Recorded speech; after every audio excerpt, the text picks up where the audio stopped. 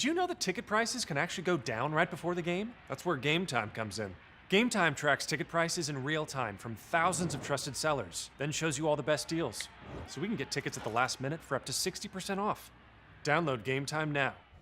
Hey folks, welcome into this edition of NFL Daily on this Thursday edition. Tom Downey's a busy man right now, ladies and gentlemen, because he's breaking down all of what is going on with this breaking news right now. Texans quarterback Deshaun Watson has torn his ACL. This was reported just moments ago by NFL Network. It was during a practice drill, regular read option, Tom, and he just went down. And he walked off the field. Like, it wasn't like a Teddy Bridgewater, oh my God, his career's over. It was like, oh, well, look, hey, he's fine. Like, he walked off. He'll be back on the field, and then torn ACL. And the fact that it's a non-contact injury, that always concerns you. That's what has me worried about that case, because when he goes down, non-contact, that means it's bad. We don't know the full severity of the torn ACL, but at this point in the season, he ain't coming back.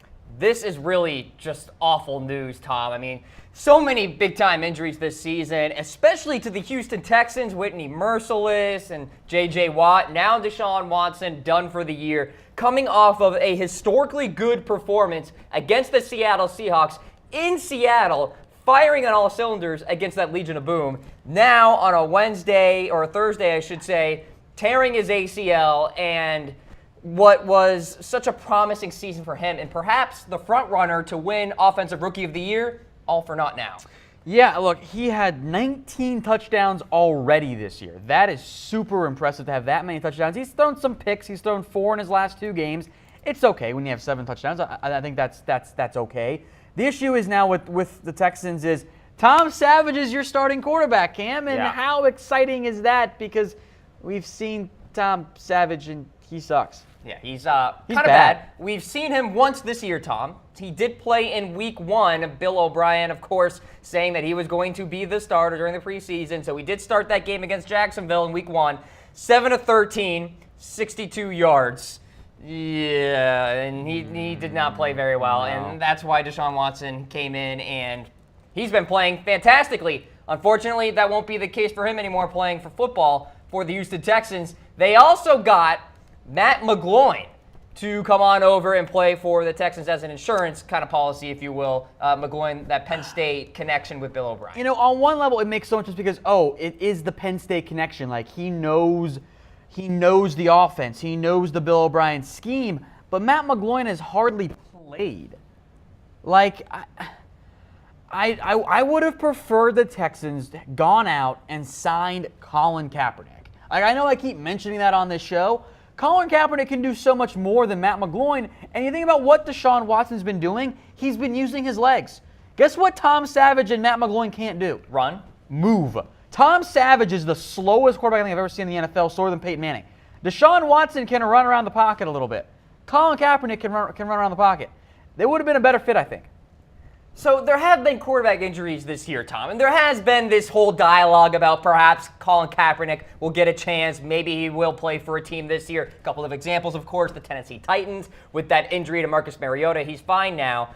Green Bay Packers, another example, Tom, when the Kaepernick rumors were swirling. Yes. Would Green Bay give him a chance?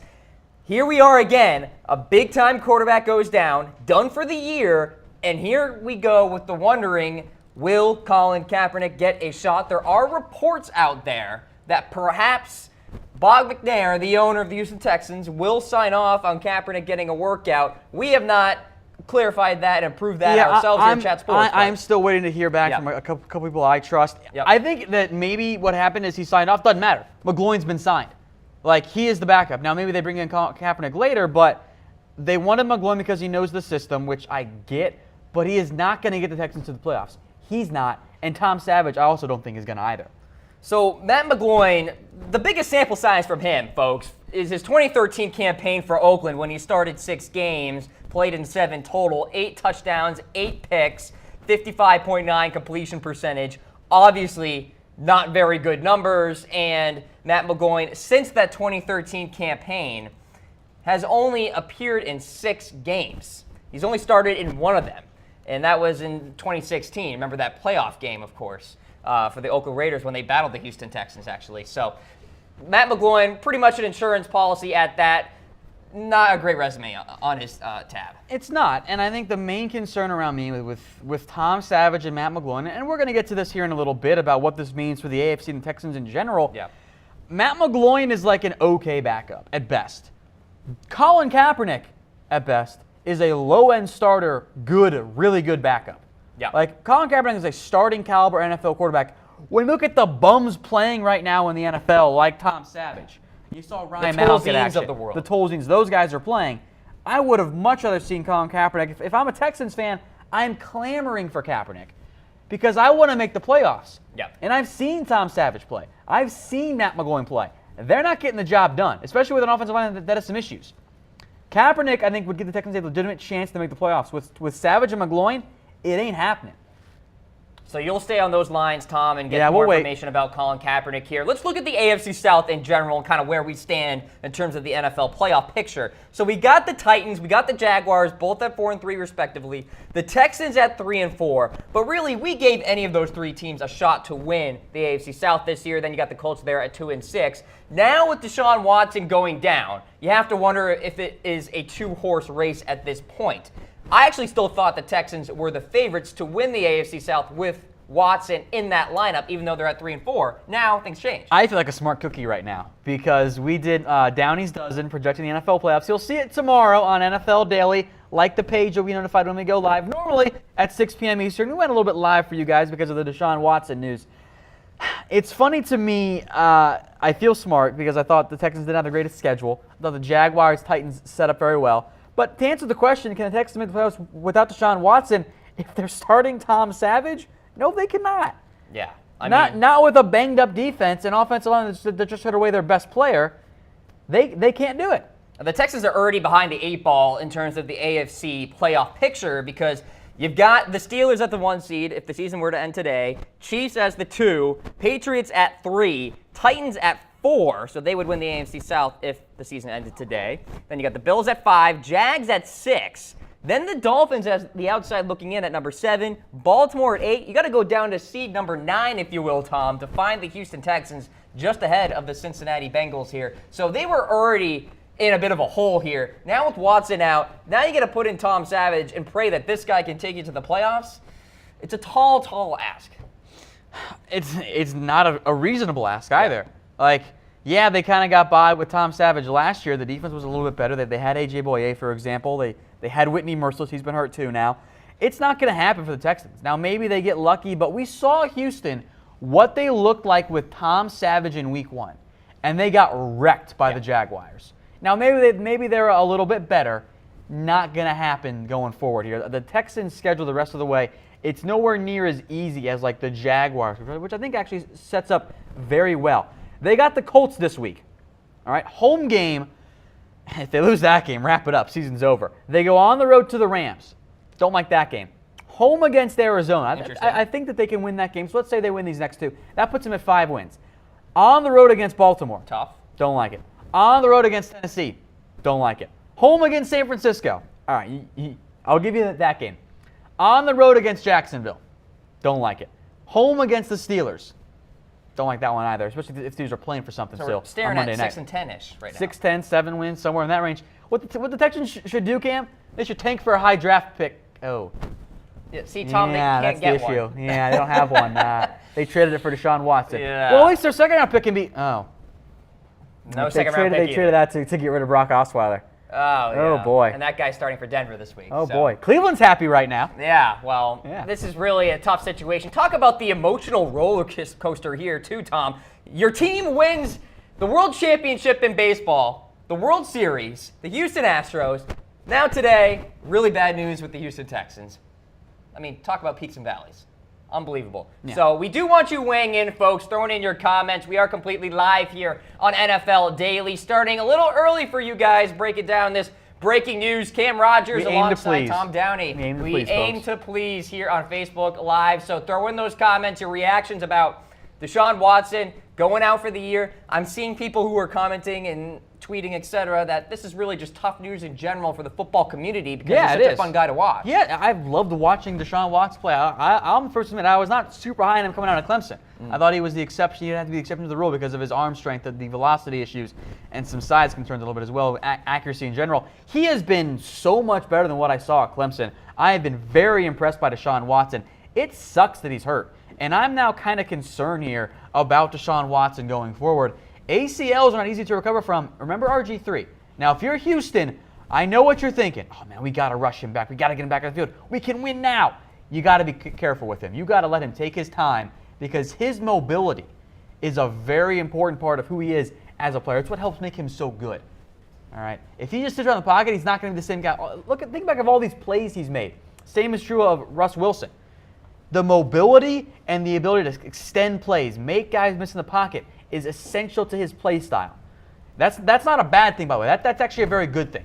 So the Texans need to be careful with Deshaun Watson and accept the fact that they are now stuck with Tom Savage as their awful quarterback. And you know what? I think where that's going to affect the most is Mr. DeAndre Hopkins. He's having a fantastic campaign this year at wide receiver, and now he just can't catch a break with a healthy quarterback or an adequate quarterback. And here you go again with a similar narrative that DeAndre Hopkins has been dealing with. Brock Osweiler and Brian Hoyer and all these misfits at the quarterback position, and then dealing with this injury here with Deshaun Watson. Really tough to see. And you mentioned the mobility. One of the better quarterbacks, kind of like a Russell Wilson, getting outside the pocket, making plays happen. And this offensive line for Houston, not one of the better ones either. You got to go to one guy, the center. Nick Martin is as the only adequate graded offensive lineman according to Pro Football Focus. So Tom Savage, he does have the mobility to run and save himself. You know, I'm going to do a fantasy podcast later today, and I was strongly considering putting on, we were going to have a topic on which player to sell high on. I was going to put Deshaun Watson. I changed my mind there. Thankfully, he's hurt, so you can't sell high on him at all now. I was concerned about the offensive line. I know that the Texans have survived thus far, and they've been getting by with Chris Clark and Brino Giacomoni, who is a real person. I did not make him up. He used to play for the Jets. My concern is that with Tom Savage back there, he's going to get destroyed. Like, he's just going to be a sitting duck back there with a banged-up offensive line. That's one of my main concerns there. You know what this is also a big concern for? The NFL in general and their ratings problem. Here are the big-time quarterbacks. We're going to talk ratings, folks. Oh, yeah. These are the quarterbacks that have gone down for the year, or could be for the entire year. Aaron Rodgers, Ryan Tannehill, Deshaun Watson, Carson Palmer, Andrew Luck, who was put on IR. We'll talk about him later. Yeah, it's a rough year. That's tough. That is tough for the NFL to overcome. The all-injury team is the best team in the NFL. Yeah, I mean, Plain and simple. Seriously. So many big names have gone now. I mentioned J.J. Watt and a couple of others. So, obviously, some bad luck here. If you're just tuning in, this is NFL Daily, ladies and gentlemen, on Chat Sports Facebook Live. The breaking news, of course, coming out of Houston, Deshaun Watson tears his ACL, a non-contact injury. You brought up an interesting point, Tom, because it's not like the Teddy Bridgewater deal where there were players crying. No, it was just terrifying. Yeah, absolutely. It was so bad. Just fear. And Deshaun Watson walked this off. So you see that sometimes with a torn ACL. You'll see them be like, oh, my knee's not right. Let's go get it checked out. They walk off the field with a limp or whatever. And that's what it ends up being here with Deshaun Watson. It's just knee injuries are weird sometimes. Injuries in general are weird. Like, you'll be like, oh, my arm is broken. Oh, I see bone, whatever. Like, it just, like, it doesn't hit you. Yeah. Like, you just don't understand it there. All right, folks, if you are tuning in, there you see Matt McGloin. They just signed Matt McGloin as insurance for the Houston Texans with Deshaun Watson going down with that torn ACL. But it will be Tom Savage this week against the Indianapolis Colts. We are indeed on NFL Daily, presented by Game Time. Head on to chatsports.com/tickets to get up to 60% off all of those last-minute sports tickets, theater tickets, concerts, and so much more. A really cool app. And Tom, I know you like it, really convenient for you. The reviews speak for themselves. There you go. 5 stars. Like, I'm going to go to several Dallas Mavs and Dallas Star games this year. I'm using the Game Time app for all of them. It is the way to go without a doubt. All right, so the Game Time app, many thanks to them for coming along here on NFL Daily. Let's check in with some other news and notes here. We got a little Andrew Luck action.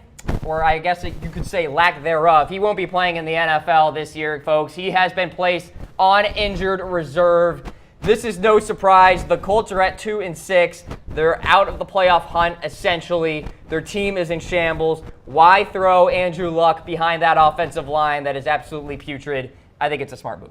It sucks for fantasy owners. That is true. As an Andrew Luck fantasy owner, I can confirm that this has been brutal. Kind of weird they didn't just do it from the beginning of the year. I kind of suspect that this was the case of, sorry guys, Luck's not playing. Also, if you're Chuck Pagano, I think you just poured one out for yourself because you're gone. You ain't lasting through the year now. No, With Jacoby Brisket as your quarterback? Heck no. I do know that it's Brisket. I just like to call him Brisket. I think it's funnier. So, Colts season, it's over. Tank for a high draft pick. They do own their first-round pick, unlike Houston. Maybe they can tackle that offensive line there in the draft. Connor Williams, Orlando Brown, Mike go. McGlinchey, names to monitor. Yes, all right. So Andrew Luck placed on IR. Let's move on to our next news and note here. Papa John's, this is kind of off the field a little bit, blaming the NFL for its low sales. Tom, you've been reading up on this. I think it's pretty funny that Papa John's is trying to blame low sales on the NFL. How about just crappy pizza? Does anybody out there actually enjoy All right, Papa John's pizza? Look, we're going to get back to that here in a minute. Okay. I just think it's funny that I think this is actually a fascinating marketing ploy by Papa John's. This is what this actually is. Like, their sales are down. We know that. They got to blame somebody. They got to put the blame somewhere. Why not get a ton of free marketing and appeal to everyone that hates the NFL right now by doing this? Ooh, now I see where you're headed. This is what they're doing. Now I see where you're headed. They're taking a page out of the president's playbook here, blame the NFL, get the people going, get them riled up. Yeah, let's go celebrate by buying Papa John's pizza. Yeah, but at the same time, they've also alienated some. I've seen the Twitter comments that they're not going to eat Papa John's anymore. Oh, really? Yeah. Okay. With that said, Cam, I will continue to eat Papa John's because it is delicious. In fact, I'm getting some tonight. Well, it's a I'm big getting time Papa win. John's tonight. Yeah. Throw in your comments, ladies and Yeah. gentlemen. Will you stop eating Papa John's after they pulled their NFL sponsorship? You said you're going to continue eating it. I'm You're gonna getting get it some tonight. tonight I'm to getting celebrate. some Papa John's tonight. Not to celebrate, but I'm hungry. I want some pizza. I like Papa John's. It's delicious. The garlic sauce is amazing. I'm a big cheese guy. They put plenty of cheese on my pizza. I'm getting some Papa John's tonight. Do you expect more companies to use that same playbook, Tom? No, I expect them to bounce off of Papa John's like DiGiorno did with their new slogan, better pizza, better sales.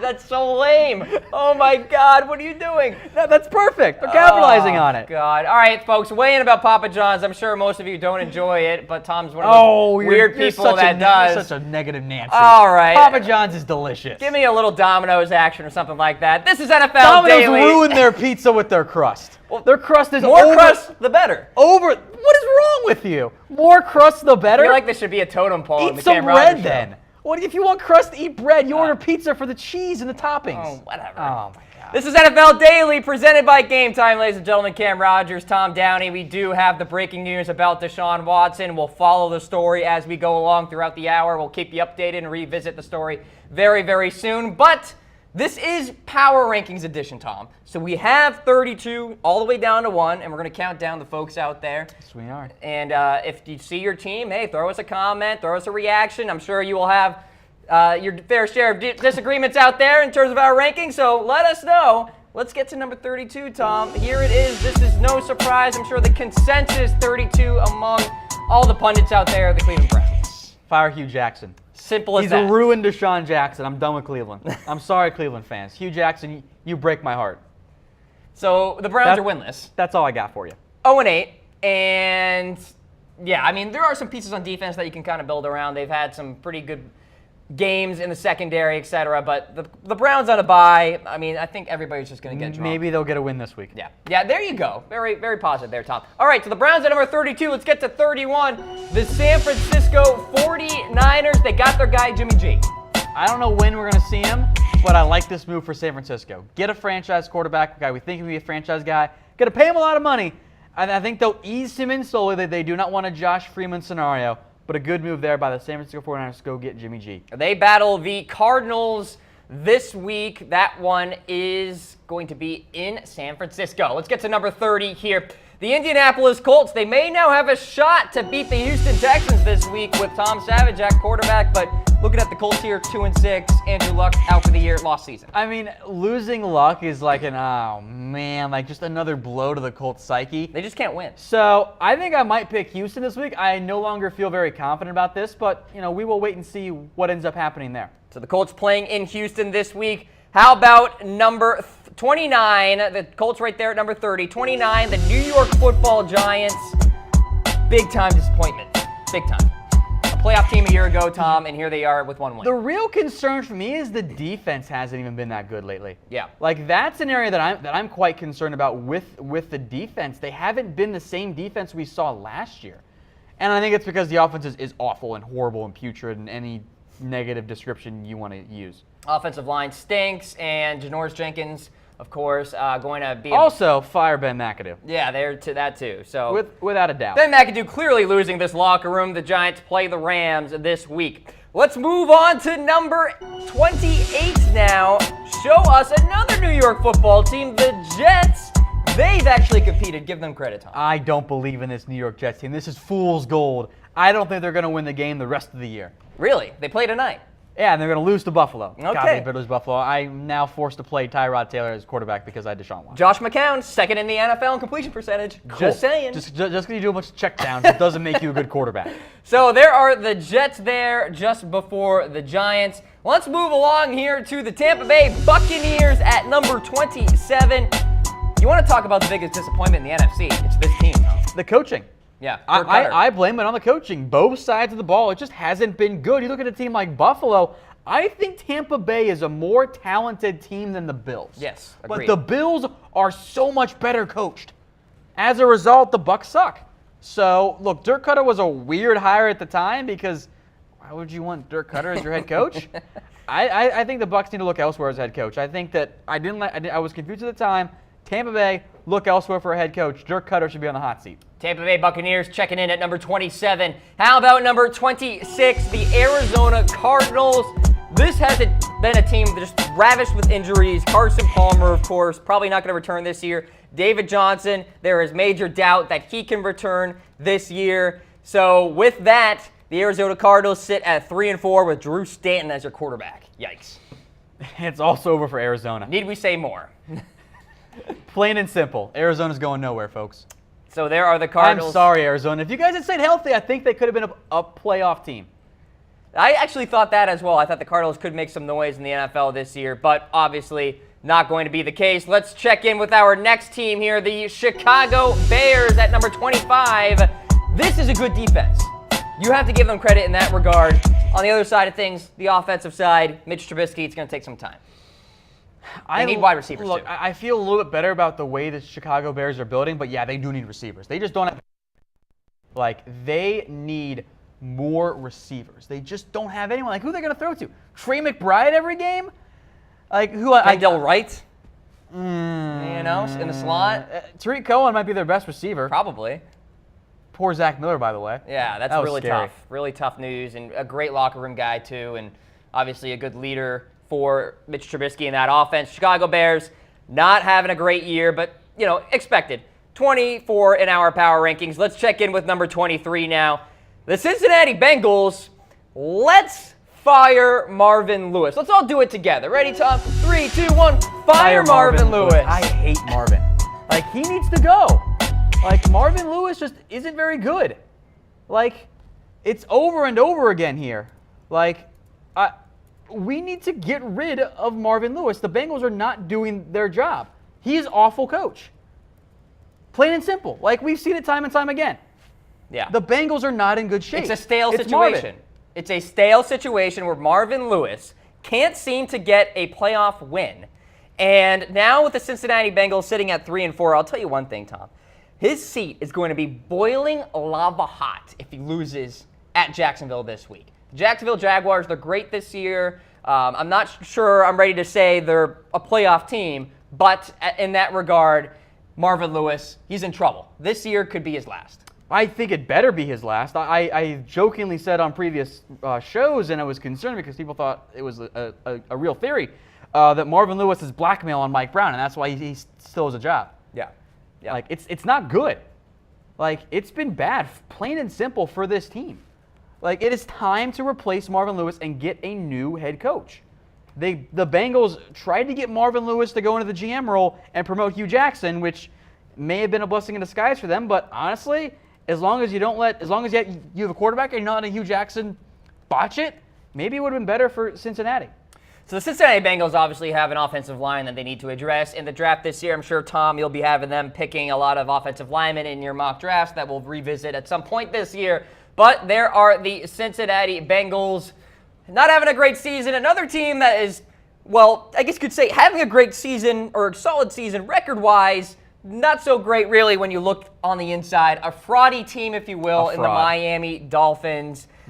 Although I will say this, Jarvis Landry, chasing history on Sunday Night Football, could surpass Anquan Boldin for the most catches by a player in his first 4 seasons. So a little bright spot there for the Miami Dolphins, but the Dolphins, not a good team this year. We'll get them up here in just a second. The Dolphins, I just don't understand what's going on with Miami. I really don't.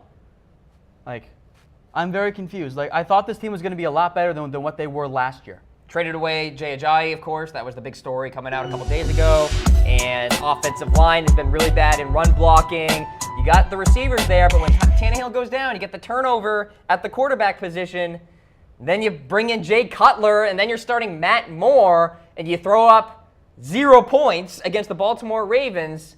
It's just not a good season. And don't be fooled by that 4-3 record, ladies and gentlemen. The Miami Dolphins are not a good football team. They are not. And I think they are going to continue to lose games. They play the Oakland Raiders on Sunday Night Football. So Miami Dolphins, number 23 in our power rankings, Tom, and they're probably going to stay that way, if not get worse.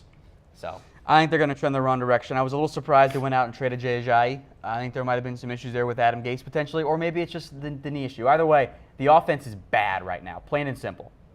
All right, so there are the Miami Dolphins there at number 23. Let's move along to their opponent on Sunday Night Football, number 22. Talk about a big-time disappointment in the AFC, the Oakland Raiders. Wow. It's been rough. I thought this team was going to be a lot better. I went through and I looked at potential regression candidates, some of the teams on that list. The Miami Dolphins, we were right about that one. Houston Texans will end up being right, but I think mostly because Deshaun Watson has now been injured. The Raiders were on the list. I'm like, I don't think so. I think that they'll still be a good team. The Bucs are also on that list, by the way. So the regression candidate lists do not lie. Oakland Raiders have the most expensive offensive line in the NFL, and it's not playing like it right now. And look at the offense. They're 20th in the National Football League, 25th on the defensive side. That defense has always been a problem. But Derek Carr, that offense, been able to get over that hump. Not this year so far. They play at Miami on Sunday Night Football. Let's move on to number 21, the Green Bay Packers. They're this low by virtue of not having Aaron Rodgers. Pretty simple, Tom. Without Aaron Rodgers, the team just isn't any good. Yeah. Like, they're a below 500 football team. Aaron Rodgers is one of the best quarterbacks in the NFL, if not the best quarterback in the NFL. So when you lose him and you go to Brett Hundley, what do you expect? Like, tough luck there, guys. Sorry.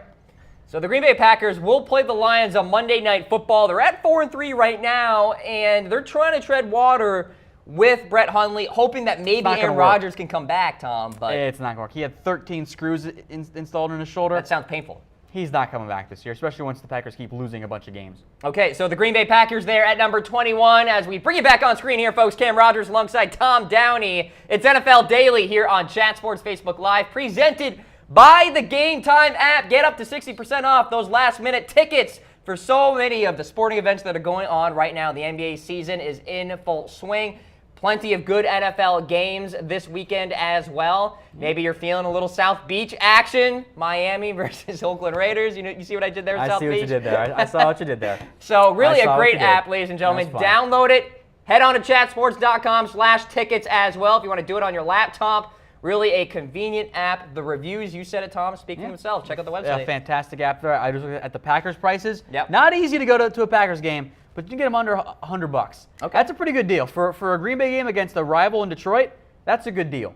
All right, so there you have it. Game time coming along here on NFL Daily. Let's summarize what we have so far in our power rankings. We got the Cleveland Browns at 32. No surprise there. San Francisco 49ers 31. There are the Colts at 30. Giants at number 29.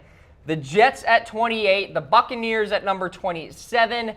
Cardinals at 26, Bears at 25, Bengals at 24, Dolphins at 23. You got the Raiders at 22 playing the Dolphins this week, and then the Packers there at number 21. No Aaron Rodgers for them. That's why they're at that spot. So we continue to count you down, ladies and gentlemen. Let's get to number 20, the Los Angeles Chargers. Can you believe some people actually picked this team to win the Super Bowl? Who did that? Somebody on Sports Illustrated did that. Sports Illustrated is fake news. Oh, boy. Abandon Sports Illustrated. Who thought that was a good idea? Was that like the joke vote? Like, how could you possibly look at the Chargers team, even in a best case scenario, and say, yeah, they're going to win the Super Bowl this year? Like, how would you possibly The firepower, Mike Evans, or not Mike Williams. It was an outlandish pick to have to make the playoffs, let alone, like, no way. I do have this team way. finishing 10-6. Like, Tom. I can see that. It'd be a tough run, but they're not going to win the Super Bowl. Yeah, that's just too much. Come on, That's guys. just too much. So the Chargers coming off a loss against the New England Patriots, 21-13. They're on a bye this week, and maybe they see an opportunity right now in the AFC wildcard hunt. Of course, with Deshaun Watson now going down, that's the breaking news today. Denver obviously regressing this year, so maybe the Chargers see a chance. They're there at number 20 in our power rankings. How about number 19? The teens, if you will. We check in with the Detroit Lions. I really don't know what to think about this team. What is their identity, Tom? Winning close games. Oh, okay. That's what they do. They're going to regress in that area this year. Look, I think that this is a team that's going to finish right around 500, and that's going to be enough to get them in the playoff hunt. You think so? It's what they were last year. And I always love to look at point differential. Like, okay, what are these teams that have lost some close games or have a game that just was a blowout, but other games have been close? The Detroit Lions are better than a 3-4 team based on point differential. I think they'll finish with 9 wins, and that might just be enough to get them in the playoffs. I don't know if it will be, but if you're looking for a team outside the top 15 or so that could actually make a real playoff run, Detroit Lions.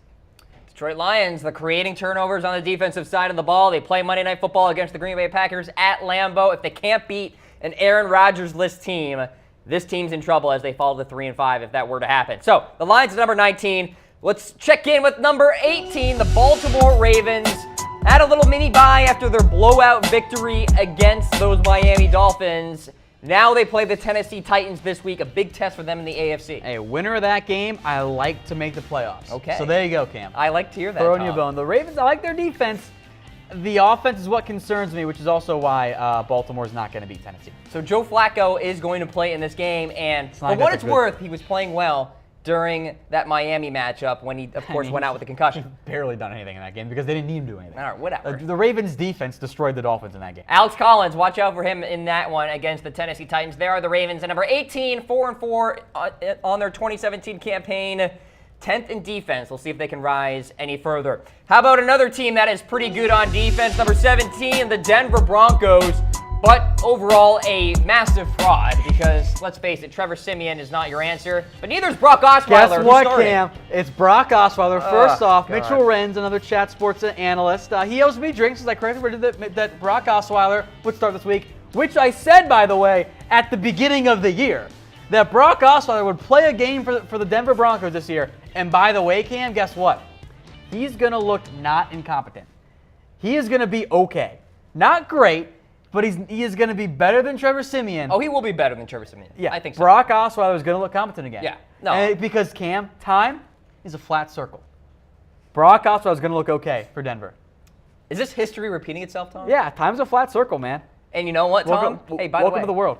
There's a primetime game with New England looming on Sunday Night Football. And Brock Lobster primetime that's against a what terrible Brock loves Patriots to defense. see. There you go. There we go. So the Denver Broncos, they play at Philadelphia this week, the first test for Brock Osweiler in his return to Denver. Denver at number 17 here. Let's get to number 16, the Tennessee Titans. It's all about Mariota. As long as he is healthy, as long as he is playing well, this team will be a factor, Tom. I like this Titans team. Mike Mularkey's drawn some criticism from Titans fans, which I understand because that was a confusing hire to me at the time because we know who Mike Mularkey is. He's not an Adam Gase. He's not even a Josh Not a sexy McDaniels. name, no. He's Mike Mularkey. Yeah.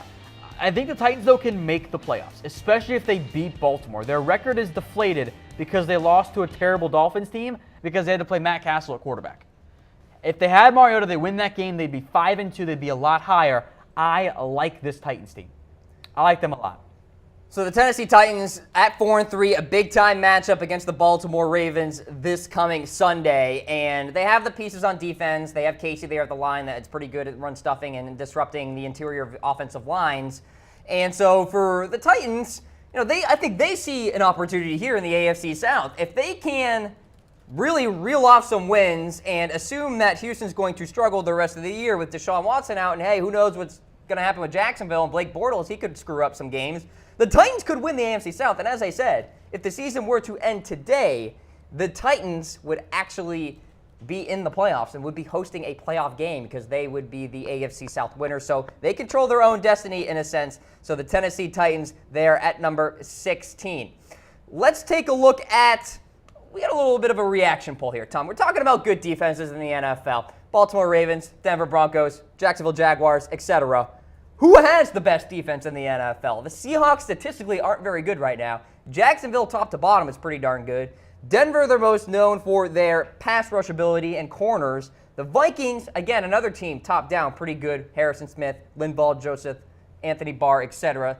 Throw out those reactions, ladies and gentlemen. We'll be tracking them throughout the broadcast. Give us a heart for the Hawks, a wow face for the Jaguars, a laughing face for the Broncos, an angry face for the Minnesota Vikings. Tom, if I had to ask you, where are you going? I'm going Saxonville. Okay. I don't really think I was going to say at the beginning of the year, but I like what I've seen out of Jacksonville. I think all of these are very good options. I love the Denver defense. I think Minnesota is a little bit underrated, by the way. I'll go Saxonville with the addition of Marcel Darius. It's a fun defense, man. It's a good young defense, too. It is. It is. There is no wrong answer here, by the way. No. So throw in those reactions. We'll be tracking them here, ladies and gentlemen, as we move along here in our regular power rankings. I did MVP power rankings last night. How about the Washington Redskins there at number 15? This is a team that I think it's just in a tough injury spot. Trent Williams and Josh Norman has been banged up this year as well. When you lose two Pro Bowl guys like that for some time, you're going to lose some games, and they just are coming off a pretty bad performance against the Dallas Cowboys in the rain. So for the Washington Redskins right now, it's desperation mode. They're at 3-4, and they see Philadelphia with a fantastic record at this point. They have to be thinking about wild card or bust for them. Playing at Seattle this week, it's not going to get any easier, Tom. Yeah, I'm very concerned about this Redskins team in general. I think they're going to finish around 500, but I don't know if they're going to go much further than that. So for the Washington Redskins, they're at number 15.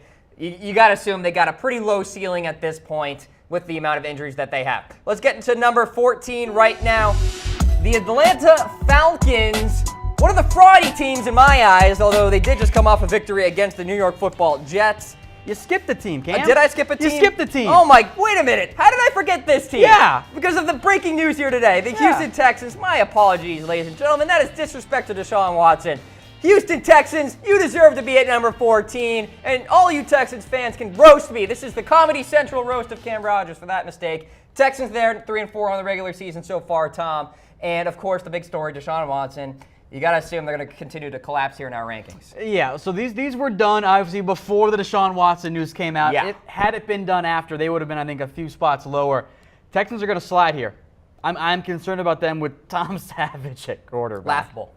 Literally laughable. Oh, Savage. So it begs the question, who's going to win the AFC South now with Watson hurt? Give us a heart for the Titans, a wow face for the Jaguars, a laughing face for the Colts, and a sad face for the Houston Texans because, well, it's just a sad situation with the Texans right now. I am actually going to lean towards the Titans. I can't pick the Jaguars to make a playoff game. I just can't. I'm sorry. Can't do it. I won't do it. So You I'm throwing refuse out to my do it. heart, Tom. I can't believe I'm saying this because I never would have thought it would have been a potential option earlier in the year. I believe, Cam, that 2 AFC South teams will make the playoffs. What? Because the AFC South, it's thin, man. It's thin. If Baltimore loses to the Titans this week, then you're looking at the Broncos, Raiders, Chargers, all of whom are not looking very good. The Titans and Jaguars now get games against the bad Colts and a Tom Savage-led Texans team. Yeah. Hey, if they can get to 9 wins, that might be enough. So I think the Jags win the AFC South and the Titans get the wild card spot. So you're discounting Baltimore, maybe even Cincinnati, maybe Miami here to make a wild card? I don't trust Cincinnati, and frankly, they need to not make playoffs so that Marvin Lewis can get fired.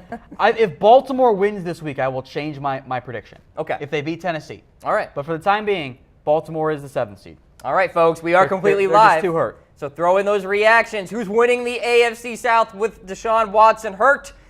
Remember I mentioned those Atlanta Falcons? Let's get to those Falcons. Number 13 in our power rankings. There we go. There they are. Mr. Matt Ryan and company. Well, they're coming off kind of a gross victory against the New York Jets. And Win's a win.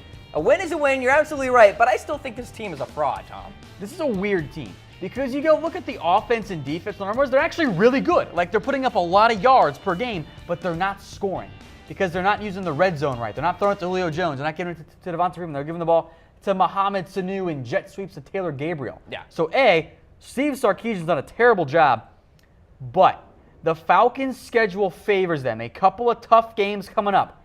At Carolina this week, home against the Dallas Cowboys. If they win both those games, and I think that they will, they're looking at a 6-3 Falcons team with critical wins over other wildcard contenders. Yep, head-to-head. Atlanta can still get in as a wildcard team. This actually is surprising. The Atlanta Falcons are actually 3-1 on the road this year, so they've actually been pretty darn good on the road. It's at home where they've actually struggled a little bit. So the Falcons at 4-3, they're number 13 in our power rankings.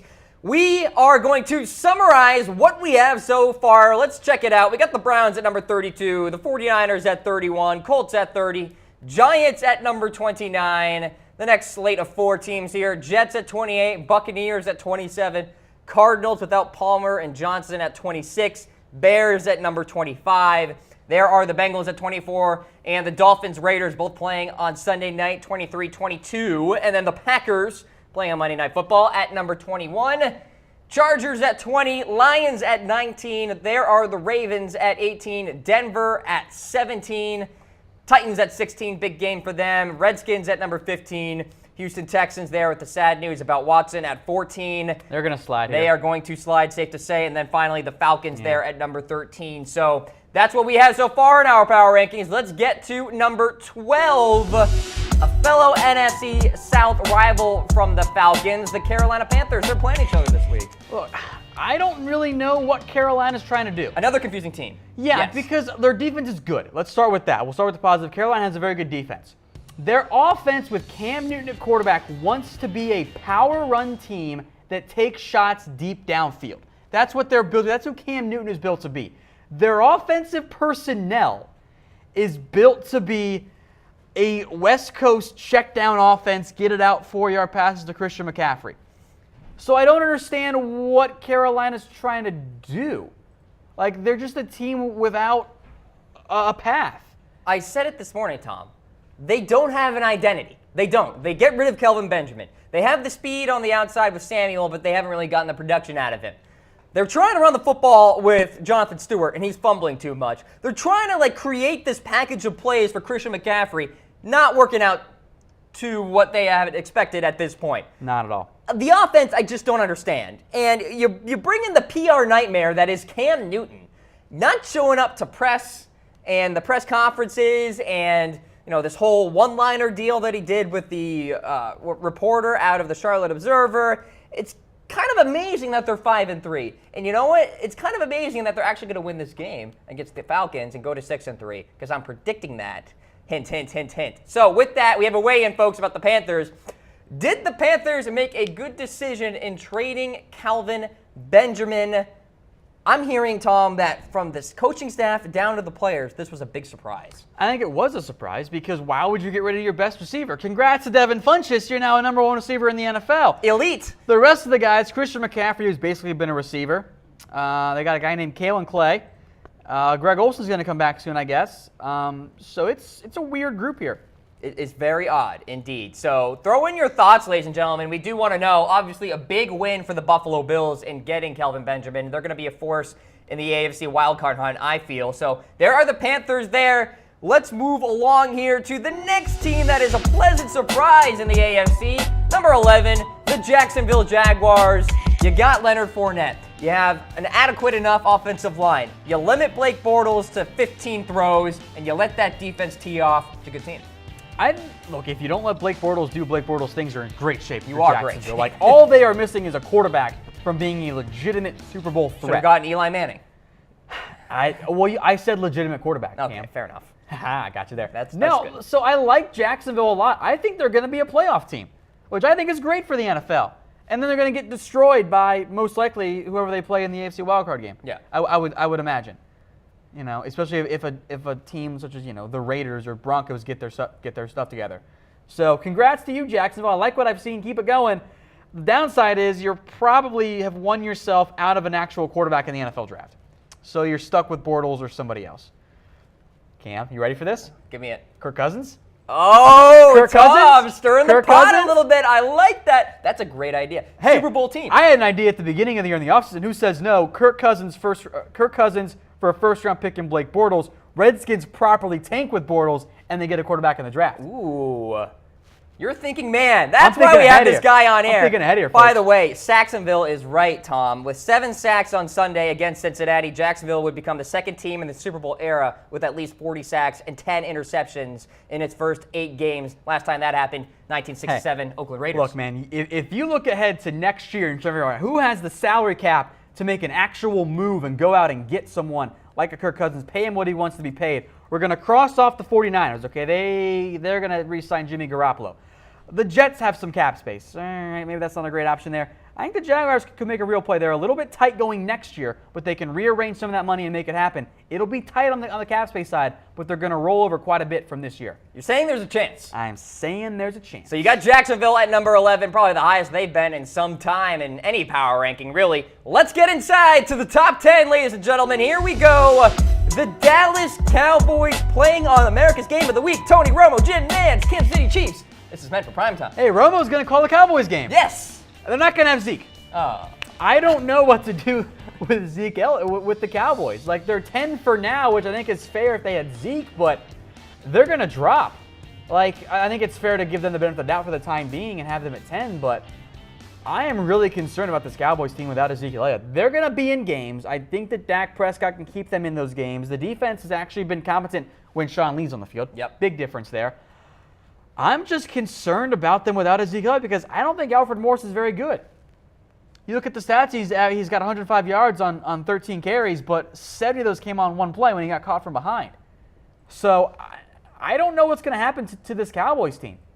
I think that they're going to regress down the road, and I think that they will not make the playoffs. Well, they're in some trouble right now if you look at the playoff It's a picture. tough schedule for them, too. They are the 9th seed on the outside looking in, behind the Packers, behind the Falcons, respectively. So the Cowboys, even at 4-3, not in good shape right now to get a wild card spot even. So Dallas Cowboys have to find a way to battle through that adversity with Ezekiel Elliott not being in that lineup. So the Cowboys do start off our top 10. We do have a weigh-in, ladies and gentlemen.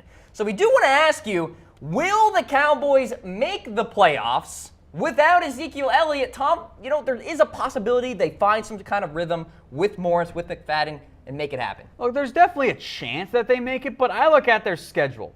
Home against Kansas City. I don't think that they're going to win that game. So there's a loss. Okay. On the road against Atlanta. I don't think they're going to win that game either. Philadelphia right now is one of the best teams in the NFL. So I think there's 3 straight losses. Then they get a little bit of an easier part. Chargers. They can win that game without Zeke. The Redskins. They can also win that game without Ezekiel Elliott. At New York. They can win that game. Then Zeke is back. I think you're looking, if you're the Cowboys, you're hoping for a 3-3 mark. All right, that puts you in the mix for a playoff spot. It puts you at 7 wins with 3 games to play, knowing you got to win out or win all but one. Those final 3 games at Oakland, home against Seattle. Seattle's a lesser team on the road at Philadelphia. If the Eagles are still playing for something, I think they're going to be a game short. Look, I'll tell you, Tom, there's a big possibility that there will be some other regression candidates in the NFC right now. A Panthers, a Falcons. The Packers are going to drop. The Packers are ahead of the Cowboys right now. They'll fall by out. virtue of that head-to-head, yes. So they'll fall out. Probably not going to see the Lions get in the mix, although you think they'll rise a little bit. I think they will get in the mix. Okay. So I lean in some order in terms of wild card, either Rams/Seahawks, Saints/Falcons. Those are your 2 wild card teams. NFC West and the NFC South get 2 teams apiece. Okay, so folks, throw in your comments. We'll be showing them throughout the broadcast here. Dallas Cowboys checking in at number 10 in our power rankings in Week 9. Let's go to number 9. Well. The Buffalo Bills, they lead the NFL with a plus 14 turnover differential. Ties with the league in terms of takeaways, 17 total. These Bills are something to be reckoned with. Just as we all foresaw coming, Exactly, the Buffalo Bills, who traded away a bunch of key pieces, are a top 10 team in the NFL right now. Like, NFL's weird, man. The NFL is weird, and I love it. Parody, man. I've been very impressed by this Bills team. It's the coaching staff. Hats off to Sean McDermott and his staff. He has done a fantastic job with this team. Coach of the year? You want to look, right now? Yeah, coach of the year. Maybe, Sean McVay's in the mix. Sure. So maybe Doug Peterson, too? Doug Peterson. I think those three guys are all in the mix. Andy Reid, maybe if the Chiefs start winning again. But I go with one of those three teams. What concerns me about Buffalo is the turnovers have been great, but the total offense, total defense is indicative of a below 500 team. The point differential is not, but it strikes me as a team that maybe could regress a little bit down the stretch. You can't keep up that kind of turnover rate, is what you're saying. I would imagine no. So, but, their losses, a 6-point loss to the Panthers on the road and a 4-point loss to the Bengals on the road. It's not like that they've been blown out at all. Yeah. They've hung in tough, and look, the addition of Kelvin Benjamin obviously is very significant for them. Yeah. Think about the play action, Tom, and the opportunities down the field of Kelvin, especially in the red zone too. I think the red zone is going to be huge. Yeah. That makes the Bills a very dangerous red zone team with Tyrod McCoy, little RPO. Oh yeah, little read option pass play there. That'll work wonders there. But to this way in here, the Bills as a contender, Cam. How are we defining contender? Super Bowl contender or playoff contender? Let's talk playoffs. Yes, let's start small. I believe they'll make the playoffs. I look at their schedule. Look, I think they beat the Jets Thursday night, again, on the road. That gives them 6 wins there. That puts them in really good shape. But it gets tough. Saints, I don't like that game. At LA. Still tough. At the Chiefs. Very tough. Home against the Patriots. You're looking at 3 wins right there. Or, excuse me, 3 losses. I agree. But Colts, Dolphins, at the Dolphins. Those are 3 wins right there. If they beat the Jets at that point, they have 9 wins. If they can eke out a win against one of those other teams, they're in. And I think 9 wins this year, Cam, I think 9 wins gets you in the playoffs, especially when they have already beaten the Broncos and the Raiders, 2 teams that could try and sneak up behind them. Right, they have that head-to-head. Head-to-head win. Buffalo, obviously, with a nice resume so far with wins over the likes of the Falcons, the Broncos, etc. The big test, of course, can they beat the Patriots? Looking forward to those games. I didn't think they were going to beat the Broncos or the Falcons. They did. So now those teams have had some issues, but I think this Bills team is better than we gave them credit for at the start of the year. I'm willing to believe in them as a playoff contender. Okay, so the Buffalo Bills there at number 9. Let's summarize what we've got in our power rankings. Week 9, we got the Browns, 49ers, Colts, and Giants, 32-29 there. Jets, Buccaneers, Cardinals, then Bears at number 25. Cincinnati Bengals, then the Miami Dolphins, Oakland Raiders, Green Bay Packers at 21. Chargers at 20, Lions at 19, the Ravens at 18. There are the Denver Broncos at number 17. Right in the middle, Tennessee Titans at 16. Redskins, Texans without Deshaun Watson now. And then the Atlanta Falcons at 13. Carolina Panthers at 12, Jacksonville Jaguars at 11, Cowboys at 10, and the Buffalo Bills there at number 9. Unbelievable stuff and very indicative of the NFL this year. Pure chaos. Pure chaos indeed. We will continue these NFL power rankings, but we remind you, we are indeed presented by the Game Time app. Head on to chatsports.com/tickets or download this Game Time app right now. Tom has it. I have it. It's a fantastic piece of your iPhone, shall we say, repertoire, having all those. You like that word? Nice. A little SAT word? Making up words there. Making up words. And it's really a great app, getting up to 60% off those last-minute tickets. It's all about spontaneity, Tom. You think about you want to go to a game tonight, hey, let's check out Game Time. Very simple. Hey, I'm thinking about going to the Mavs game tomorrow because we're in Dallas. $12. There you go. It's a good deal. You're checking it out right now. Would like to go to the Cowboys game. That's a little bit more expensive because it's the Cowboys. They're very expensive. But it's like $135. That's a pretty good deal for a Cowboys ticket. That's not bad. That's good. All right. That's as low as you're going to find, I guarantee it. Game Time coming along here on NFL Daily on this Thursday. Let's continue the power rankings, folks. Let's get into number 8, the Los Angeles Rams, a big-time surprise team. And you mentioned it, Tom, Sean McVay, potential coach of the year candidate. I have been super impressed by McVay. I liked him last year as a head coach candidate. We do a bunch of coaching hot boards. I had Sean McVay on all of them because I knew he was going to get hired this year, but he has exceeded even my expectations for him. Now, the offense is starting to come back down to earth just a little bit, and I'm not all that surprised because the teams were going to adapt at some point, but this has been a Rams team. Look at the difference that Jeff Fisher made on this team in a negative impact sense. Isn't that kind of amazing? Huge change. Lethargic, Jeff Fisher, and then you bring in Sean McVay and things change. But I like the Rams in part because of their schedule, Cam. They will make the playoffs. Here's why. Their next slate of games. The New York Giants, they should win that game. The suddenly Deshaun Watson-less Houston Texans, they should win that game. Right. Don't like them against the Saints. But on the road against Arizona, why not? Eagles, don't like them in that game. Don't like them against road games against the Seahawks and Titans. But against the Niners, I like that. So, Giants, Texans, Cardinals, Niners, at least that's 9 wins. I think they can upset a team along the road somewhere as well. That's not 9 wins, gets them in this year. With the amount of parity this year, I think 9 wins will get you in the playoffs. 10 wins locks you in. Any chance for the NFC West and hosting a playoff I'm saying game? that there is a chance, but I don't like their chances. Okay. I just don't like it. All right, so the Los Angeles Rams at number 8. Let's look at number 7 here. Speaking of the Saints, the New Orleans Saints are coming in at number 7, and this is a team that has been a big-time surprise in the NFC. Great run game. Mark Ingram, Drew Brees has been stellar at the quarterback position, and hey, the defense is making plays. Hey, I saw some Saints in the comments section. First off, welcome, folks. Who dat? They want to do that. Who dat is right. There you go. I am all aboard this Saints team right now, man, because the defense, Cam, the defense actually looks competent.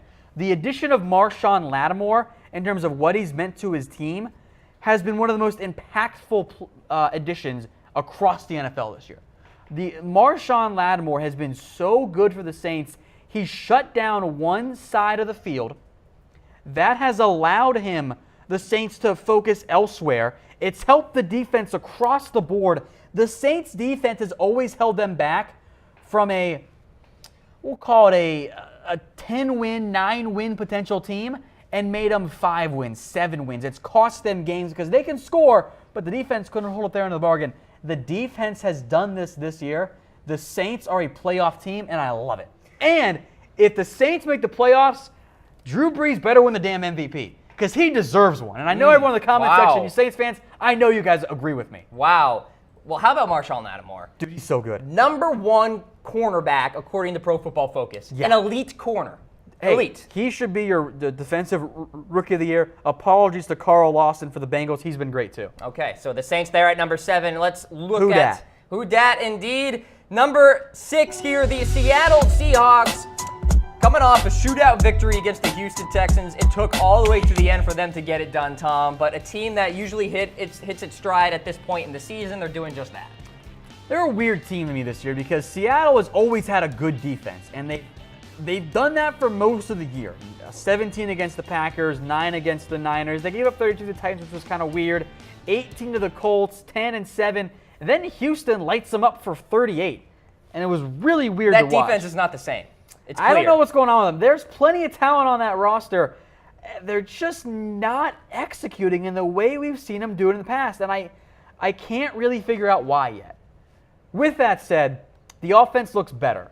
And the addition of Dwayne Brown, huge for them. Yep, left tackle. That is a massive, massive boost because Reese Odihambo, who I did not make up, folks, that's not a starting caliber left tackle. That was a bad idea from the start. Starting George Fant was a bad idea.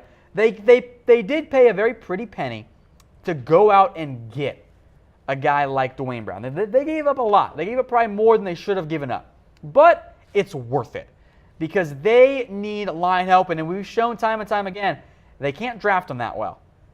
So I like going out and getting Dwayne Brown. I like the way the Seattle team is trending, and they've won 4 in a row right now. The Rams win was probably their best one. Houston maybe with Deshaun Watson.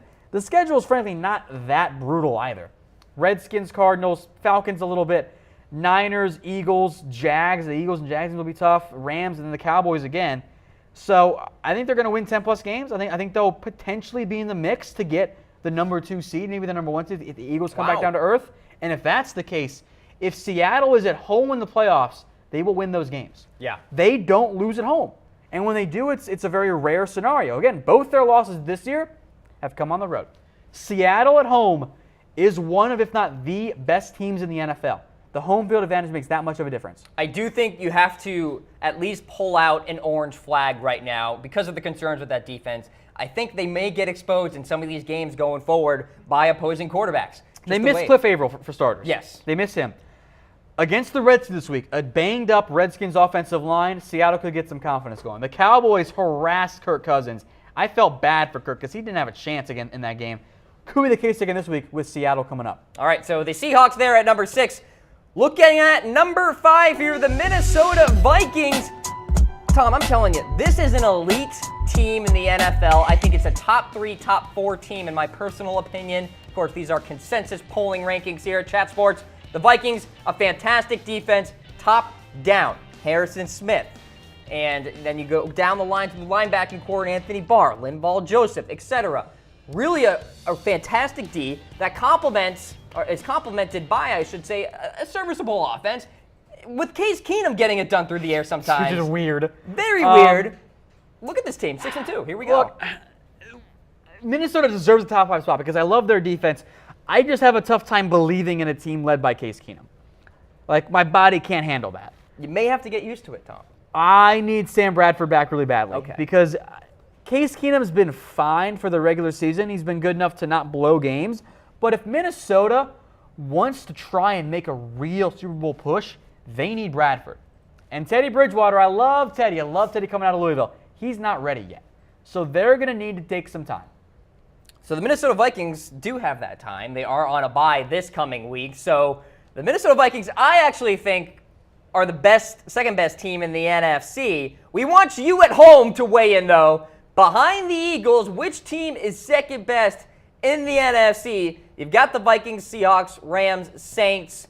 Give us a heart for the Vikings, wow face for the Seattle Seahawks, laughing face for the Rams, angry face for the Saints. This is actually pretty tough, but This is a really good answer. I'm very curious to see how the voters watching use those reaction buttons. I know there are some Saints fans, which I always like to see, so I wouldn't be surprised if the Saints fans get quite a few votes here going. I think the biggest threat. a lot of Vikings right now. Good, I like that. I think the best team right now is Minnesota. The biggest threat to the Eagles is Seattle. Does that make sense? Can I cheat like that? I guess you can say that. Let me know if I'm cheating too much. It's all in the about comment matchups. section. I hear that. If the Eagles go into Seattle, they will not win that game in the playoffs. They just won't. If the Vikings go into Seattle, they won't win that game. But right now, the Vikings are a better team than Seattle because I think that they can get by with Case Keenum. But once Case Keenum has to rely, and the Vikings need Case Keenum to make a play, It may not have to come down to that, though, Tom. Think about the possibilities of creating turnovers, getting after that offensive line of Seattle's that's awful outside of Dwayne Brown now. They will. You seem pretty confident. They will absolutely need to see Case Keenum make game-winning plays. Russell Wilson can do that. Drew Brees, I know, can do that. I don't know if Jared Goff can do it, so I'm kind of discounting the Rams here. I do see a lot of Saints fans. I'm very glad that we got the Saints fans in the comments section. Is rolling in. I have upset Saints fans in the past, but don't worry, guys. I am all aboard your bandwagon this year, if you'll have me. All right, so there's our reaction poll right now, talking about the NFC and that second best team. All of those teams are. Here come the Ram votes, though. Now I mentioned the Rams. There's some little Los Angeles representation coming in, so all those options do have some pretty good reasoning to them. All right, so we're talking about the Minnesota Vikings. How about we talk about... This is the AFC run. Yeah, exactly. The Kansas City Chiefs here at number 4, Tom. Look, I mean, a team that you look back all the way to week 1 when they had the big-time victory against New England. They've had a couple of rough patches, but what NFL team doesn't? They're 6-2. They have a big-time game against the Dallas Cowboys. If they win that one, look out. I do think that they'll beat the Cowboys. I know it's a road game this week. I do think they'll find a way to do that. What really concerns me here about this Chiefs team is I got to see them run the ball a little bit more effectively. That's what I have to see. And for this team, because here's the reason, and I know this sounds weird here. The Chiefs, as of late, have not been very good at running the football. Without the couple key offensive linemen, they've had injuries. Laurent Tardif. Kareem Hunt has gone from the best halfback in football to actually, Cam, kind of below average. Really?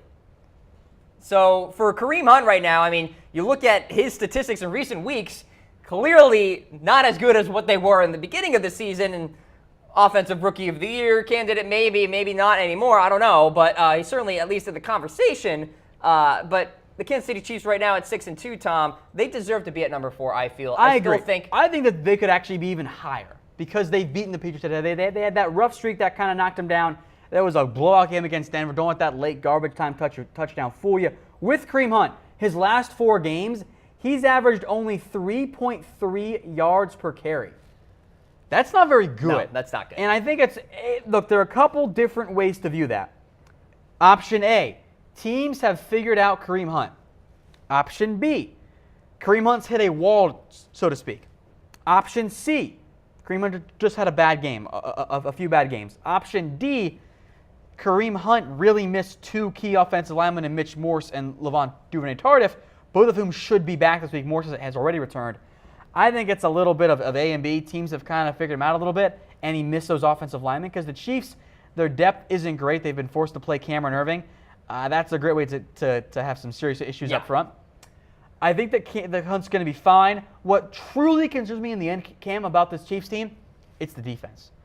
As we all foresaw, the Chiefs are winning games by having a great offense, which is really weird because that's not at all what we thought was going to be the case. The Chiefs' defense has serious flaws without Eric Berry. Outside of Marcus Peters, I do not trust their secondary. Steven Nelson's back off the IR. He had 1 good game against the bad Broncos receiving corps because without Demaryius Thomas, they were relying guys like on by the name of Jordan Taylor. And they kicked out Acker there on the outside, too, and they benched Mitchell, essentially. Mitchell was awful. I don't know why the Chiefs thought he was going to be reliable after we saw him be terrible before he went to Kansas City. Well, I don't think the Chiefs are going to be challenged very much in their upcoming schedule, so I think things are on the bright side for the Chiefs to perhaps challenge for a number 1 or number 2 seed in the AFC. There they are at number 4 in our power rankings. Continuing the AFC theme here, we got the Steelers at number 3. You look back at that game against Jacksonville, Tom, and clearly a different team now than what they were. I guess. I just don't know what to make of this Pittsburgh team. Like, Big Ben's been weird all year. That has been the most consistent part, Ben being weird. We were used to seeing Big Ben being great at home, awful on the road. Now it's been like, well, Big Ben's going to decide 1 week to be great and 1 week to be awful like he was against Jacksonville. I just don't know what to make of the Steelers team. I believe deep down that they're good. I thought they were good at the beginning of the year. They've just been so damn inconsistent. The defense, though, has been good. Like, as we all foresaw, Pittsburgh wins on defense. Kansas City wins on offense. The inverse of what we saw last year. It's a head scratching. So good for the Steelers having a good defense. Big Ben's got to start stepping up a little bit more, though. At least Juju Smith-Schuster has. If he wants to beat New England. Team Juju, baby. If he wants to beat New England, say, in Gillette Stadium in the AFC Championship game, Ben needs to get his act together. He does. So they're on bye this week. That'll help. They got to figure out what they'll do with Martavis Bryant, by the way. Yeah. Because they don't know what they're doing quite yet. And it's weird. I was kind of surprised they didn't trade him. He doesn't want to be there. So, and he's not playing because Juju Smith-Schuster is a better receiver than him. So trade him. Get value. At least Joe Hayden stepped back up for Pittsburgh, by the way. Yeah, it's had a nice rise for him. That's been huge. The corners there for Pittsburgh, kind of a point of weakness, but not this season. Hilton there in the slot corner. Mike Hilton has had a great season so far. Then on the interior, Casey Hayward having a good year as well. So the Pittsburgh Steelers there at number 3, coming off a victory over those Detroit Lions on Sunday Night Football. Let's get into the top 2. Number 2. The number 2 team, the silver, if you will, in our power rankings, the New England Patriots. Tom Brady and company getting it done, as always. Look, that defense has to get going if for the Patriots. If the defense does not start to step up more consistently, they will not win the Super Bowl. And they might not even make the AFC Championship game. The defense is awful right now, and they really are going to miss Dante Hightower going forward. That's a huge loss for them. Huge loss. Kind of a Sean Lee type of effect, right? Yeah, it is. The Sean Lee effect, because Sean Lee was the more present one this year. It's a 10-point swing. I think that's the exact same case with Dante Hightower. So I remain concerned about New England. I love the offense, despite some injuries. Gronk is great. Hogan, once he comes back, because he's hurt now too. This is a good Patriots team. But they got to figure out the defense. It's going to kill them. The secondary is talent, but the pass rush has been non-existent. They got by with it last year. Hasn't been the same scenario this season. So the Patriots there at 6-2, and let's say they play the Bills, or they're going to play the Bills twice, and when you have that pass rush that Buffalo can kind of implement there, Kyle Williams, etc., Brady's got to be ready to go and be ready to release the ball Brady's been quickly. sacked more this year, too. He's been sacked, I think last time, I might be wrong on this, but I'm pretty sure he's been sacked already as much as he was last year. Yeah. At least hit as often. All right. It's weird. So the Patriots there at number 2. It begs the question now, who is the best team in the AFC right now? You got a couple of options, folks. Chiefs, Steelers, Patriots, perhaps someone else. Where are you going here, Tom? I think you're leaning towards the Chiefs. I don't really know what to do. Can I cheat against cheating. my own question and pick all 3? Sure, fine, because I'm nice. Look, I think the best team right now is the Chiefs. I don't think, though, that they're the AFC's best chance for a Super Bowl win. That's a good way to put it. I think it's either Patriots, if the defense gets going, or Pittsburgh. Okay. If Big Ben can just be steady Big Ben, not elite quarterback Big Ben, but just limited mistakes Big Ben. Throw it to Antonio Brown, throw it to Lev Bell, or hand it off to Lev Bell, and also get Juju Smith shoots the ball occasionally. And if the defense stays strong, maybe Pittsburgh has the best chance to win the Super Bowl for the AFC. I don't think it's somebody else. I see some angry faces coming in. If it's somebody else, let me know in the comments section, because I'm drawing a blank there, because it ain't the Jags, and it ain't the Titans. Baltimore Ravens, question mark? Stop. Come on. Stop. Watch out. No. Playoff Joe, baby. Keep those comments flowing in, folks. We're going to show them. In fact, we have some already. What do we got? DW4 here, Tom. Deshaun Watson. Yeah, a little support. Yeah, that's unfortunate. We'll talk more about that here in a little bit, but that's a huge blow to Houston. Yeah. That's a painful blow. That is the breaking news, of course, ladies and gentlemen. We'll get to that later, more details. How are you going to put the Pats over the Chiefs when they completely shut them down in the first game of the year? It's a fair question. That is a great question. Fair question. We'll tell you this, because there is this triangular relationship among the Chiefs, the Patriots, and the Steelers, where the Chiefs can't beat the Steelers can't beat the Patriots can't beat the Chiefs. You could make that argument, Relic, about any of that order, because it's just a mosh pit of those teams, like kind of on a plateau. If I'll add on to this. The way we do this is AP style. Everyone on the Chat Sports staff gets a vote. Me, Cam, producer Lane, everyone else gets a vote. There was some debate among what the proper order was for the AFC teams. Me, for example, I went with the head-to-head. I went Steve's Chiefs Patriots. I was the lowest on the Patriots alongside normal producer Brett Scott, friend of the show. Cam, though, you did not. Nope. Cam, I'm going to throw you on the bus here. Oh, do it. Where'd you have the Patriots, Cam? Number 1, baby. Wrong. Number 1 team in the Unbelievable. NFL. They are the best team in the National I blame Football you. League. No. You and friend I'm of the to show, blame. James Yoder, had the Patriots at number 1. Well, James Yoder's a smart man. That's why he's a CEO. Tom, are you a CEO? I'm the CEO of myself. All right. I agree with Relic there. The Chiefs should be ahead of the Patriots, but I also understand that if you want to approach it from a more recent standpoint, the Chiefs have had some issues lately. So I do understand that, but I completely disagree with you, Cam, about who should be the number 1 team in the NFL, and I'm glad, by the way, that the voters got it right. All right, let's go. Show us number 1, Lena Bond, the Philadelphia Eagles. Yeah, baby. I'll let you analyze because you're so happy. I just want to figure out how they're not number 1. They are 7-1. Their lone loss was a 7-point loss to the Chiefs. They've looked great this year. The front 7 is one of the better ones in the NFL. Carson Wentz is an MVP candidate. Yeah, give me the Eagles at number 1. Now, I'm not saying that they're going to be the best team at the end of the year, but as things stand right now, it's the Philadelphia Eagles.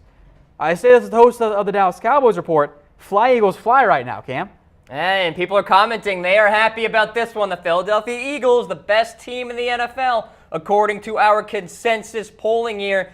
Big-time game against the Denver Broncos. The wide receivers will be tested against Chris Harris Jr. and Aqib Talib, etc. But if they win that game, I mean, they're just going to run away with the division, Tom. Especially with Kirk Cousins, having no offensive line. The Redskins already having several losses. The Giants are not a threat, and the Cowboys don't have Zeke Elliott. The only way the Eagles lose this division is if they completely fall apart and blow it. Like, they control everything right now. Yeah. They are in the driver's seat in the NFC East. They're almost at the finish line already. Plain and simple. I will pose this question for all the Eagles fans watching out there. Does the loss of Jason Peters at left tackle concern you? Because it probably concerns Carson Wentz right now. Concerns me. Also does the loss of Jordan Hicks. Yes. Those are 2 massive blows to the Eagles, 2 essential parts of those teams. That's where I'm concerned about. But as of right now, the Eagles got to be number 1. You are wrong, my friend.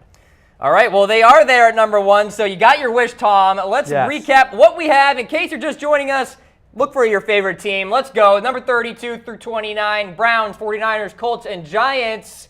Then we got the Jets, Buccaneers, Cardinals, and then the Bears. The Bears. The Bears. We got the Bengals, Dolphins, Raiders, and Packers. 20 through 17, Chargers, Lions, Ravens, and Broncos there at 17. Titans in the middle. We got the Redskins there. Then the Texans that are going to fall because of the Watson injury. Atlanta Falcons at number 13. We got Panthers at 12, Jags at 11, Cowboys at 10, Bills at number 9. Then 8 through 5 here, Rams, Saints, Seahawks, and then the Minnesota Vikings. And finally, the top 4, the Chiefs, the Steelers, the Patriots, and the Philadelphia Eagles. Yeah, Ladies and gentlemen, your Week 9 NFL Power Rankings here on Chat Sports, presented by the Game Time app. A fantastic app at that, getting all of those last-minute tickets for up to 60% off. A lot of good musicians are touring right now, Tom. So I would look into that. A little Jingle Ball coming up in the iHeartRadio tour, if you will. You can get that concert on the Game Time app. You've confused me. Am I speaking entertainment too much for you, Tom? Yeah, I don't know. Too much entertainment for you. Jingle Ball's Christmas, right? That is Christmas. All right, I love Christmas. There you go. There we go. Plenty of sporting events as well that are on the Game Time app. So download that app and head on to chatsports.com/tickets as well. Folks, the reviews speak for themselves. As close to 5 stars as you can physically get on the App Store, the highest rated sports app out there. All right, so let's get into the breaking news to wrap up the show here, Tom Downey. Of course, Deshaun Watson done for the season, tore his ACL in practice today, a non-contact injury. What we were told is a very routine play that he had, and then all of a sudden, the knee buckled. Yeah, it's not good. When it's non-contact, that's when you get concerned. Now, he was able to leave the field, but it's very clear. His season's over. He's not going to play again this year. And as a result, Cam, Texans going to go back to Tom Savage, baby. That can't be exciting. Oh, crap. That can't be exciting. So what the Texans going to do, Cam? Very simple. With no Deshaun Watson, you embrace the tank. You know, so that you can get a high draft pick. Oh, crap. They don't have that They don't have one. Okay. Second round pick. Yeah, there's that, right? Crap. No, they don't have that. Tough break there for Houston. This is a really tough situation, yeah. I feel real bad. That's rough for Houston. It's rough for Houston. It's rough for the whole NFL community with how fun it is really to watch Deshaun Watson play. There you see in the breaking news as well, Matt McGloin was signed. Should have signed Kaepernick. About an hour ago, and so... They wasted no time, by the way. It begs the question, Tom, as well as you just said, Colin Kaepernick. Can you imagine the amount of stories that are being written about how the heck was Kaepernick not called, not given a workout, et cetera, not even thought about? The Texans did it because Matt McGloin knows Bill O'Brien. He knows the scheme. But this screams McGloin is going to be our new backup quarterback. The Texans don't need a backup. They need a starter. It's not Tom Savage. It's not Matt McGloin. Colin Kaepernick can be a starting quarterback. He's better than McGloin. He's way better than Tom Savage. He's better than Scott Tolzien. He's better than so many guys that have started this year. And with the way the Texans have used Deshaun Watson, they've let him use his legs. Guess what Kaepernick can do? Use his legs. Use his legs. And be an effective quarterback. Just based on the pure stats alone from the last 2 years and against McGloin's career, Kaepernick is a vastly better quarterback. Tom Savage has yet to throw a touchdown pass. Maybe he'll throw one this week. Go with Kaepernick. Go with the better quarterback, plain and simple. And it looks like that is not going to be the case, at least right now. Although, Tom, there are reports that Bob McNair has signed off on a Kaepernick workout. We can't independently verify that, though. I'm able to independently verify that it's not accurate. Not accurate. He did not sign off on it. Okay. All right. So there you have it, ladies and gentlemen. This has been NFL Daily presented by Game Time on this Thirsty Thursday. Get back at us on NFL Daily, 6 o'clock Eastern Time when we preview the Week 9 slate tomorrow. For Tom Downey, I'm Cam Rogers. We will see you next time.